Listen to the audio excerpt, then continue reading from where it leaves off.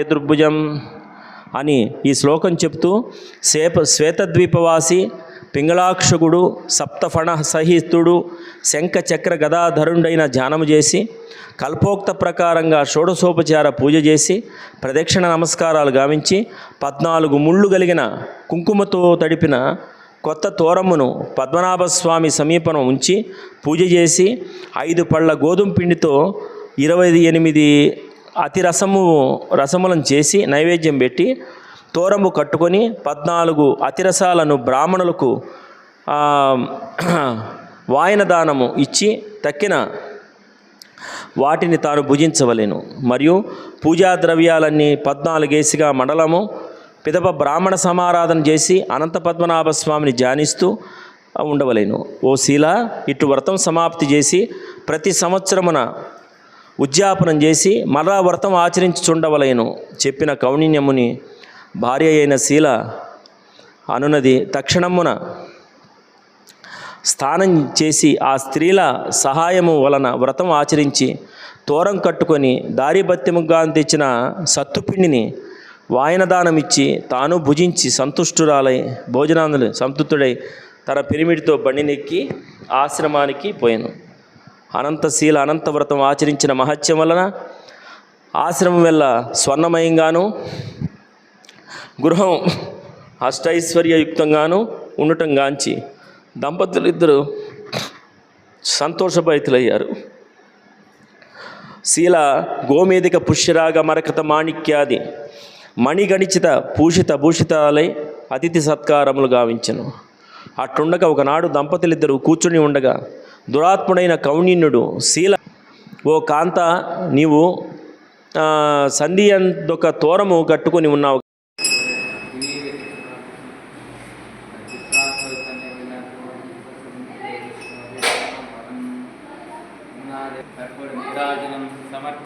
జయ శ్రీమద్ రమారమణ గోవిందో హార్.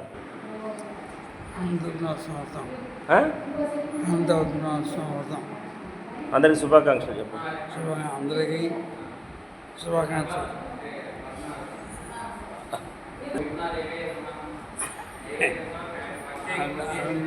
స్వామి ప్రథమం శుభాకాంక్షలు అందరికీ. అనుగ్రహం కలుగాక. అనంత స్వామి దేవతాభ్యో నమః. అథాంగ పూజ. అనంతాయ నమః పాదౌ పూజయామి.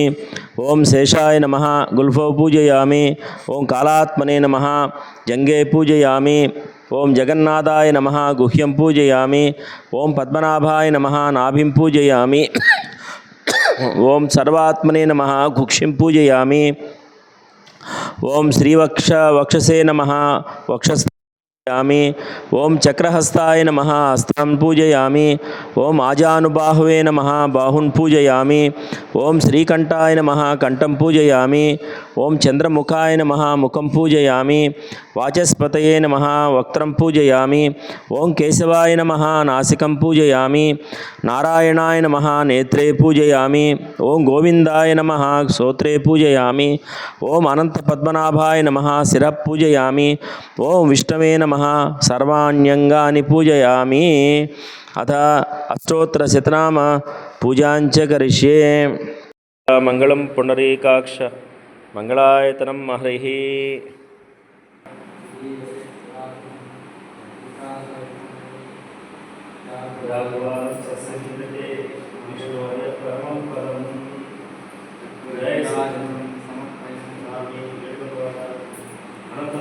స్వామి దేవత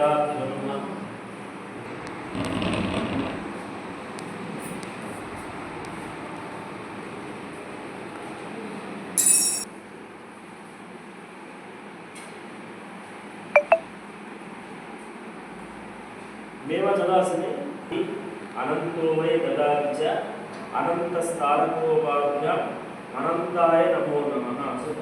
అనంత ప్రతికృతాన్ని అనంతో వై కదాచ అనంతస్థారకోపాభ్యాం అనంతాయ నమోస్తుతే.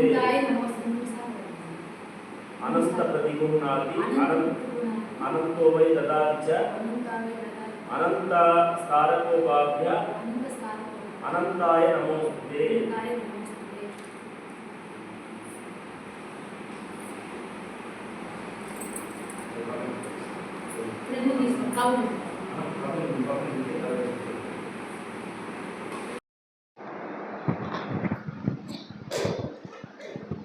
నీరాజనం మంగళం భగవాన్ విష్ణు మంగళం గరుడధ్వజ మంగళం పుండరీకాక్ష మంగళాయతనం హరి మంగళం కోసలేంద్రాయ మహనీయాయ గుణాత్మనే చక్రవర్తనూజాయ సార్వభౌమాయ మంగళం వేదాంతవేద్యాయ మేఘశ్యామలమూర్తే పుంస్వాం మోహనరూపాయ పుణ్యశ్లోకాయ మంగళం. విధానదేవతం సమూఢమస్య మాగంశ్రే త్రీణి పదావచక్రమే విష్ణుర్గోపాదాభ్యః అతో ధర్మాని ధార్యన్నో విష్ణో కర్మాని పశ్యరేతోర్తాని పశ్యే ఇంద్రస్య యజ్ఞస్తగా తద్విష్ణో పరమం పదకం సదా పశ్యంతి సూర్యః తిథి దిక్షాత్తం తద్విప్రాసోయ్ పణ్యవో జాగ్రవాగం సస్యమిందతే విష్ణోర్య మంత్రపుష్పం సమర్పయామి.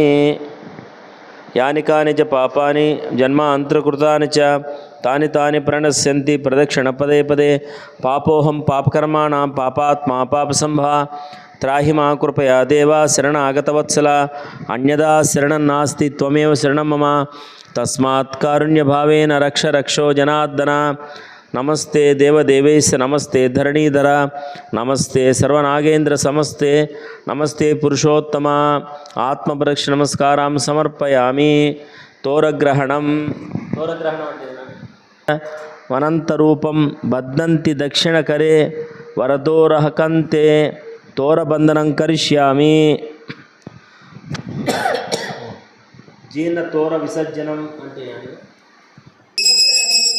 సంస్థాయ విశ్వరూపాయతే నమః.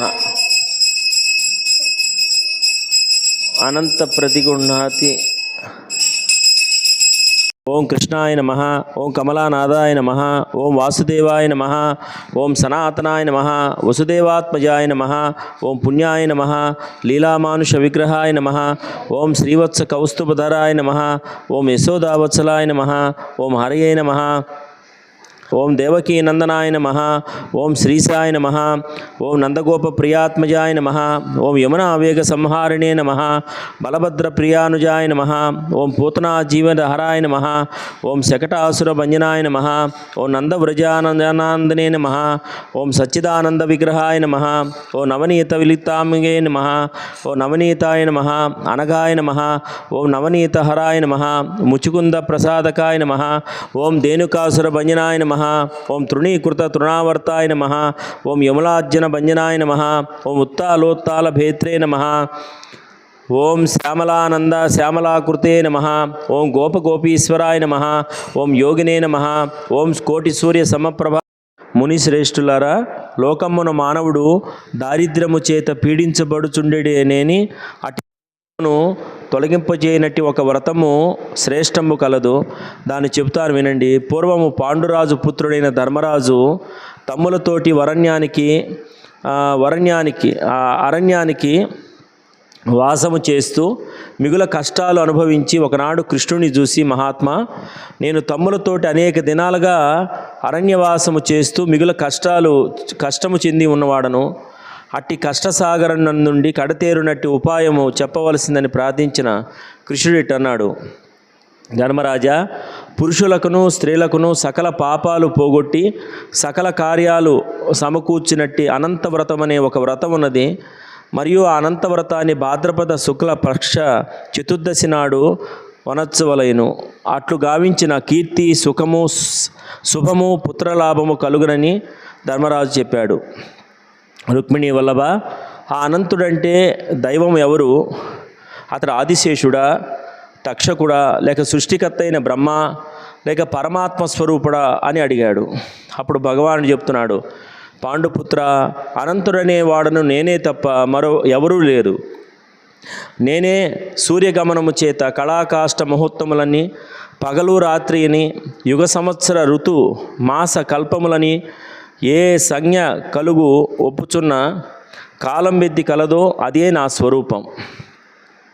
నేనే కాలస్వరూపుడను. అనంతుడనే పేరున భూభారమును తగ్గించుట కొరకు రాక్షస సంహారం కొరకు వసుదేవుడి యొక్క గృహమున జన్మించి తిని నన్ను కృష్ణుడిగాను నారాయణుడిగాను విష్ణువుగాను హరిహర బ్రహ్మాదులుగాను సర్వవ్యాపక పరమేశ్వర స్వరూపముగాను సృష్టి స్థితి లయ కారభూతునిగాను అనంత పద్మనాభునిగాను మత్స్య కూర్మ వరాహాది స్వరూపునిగాను ఎరుగుము.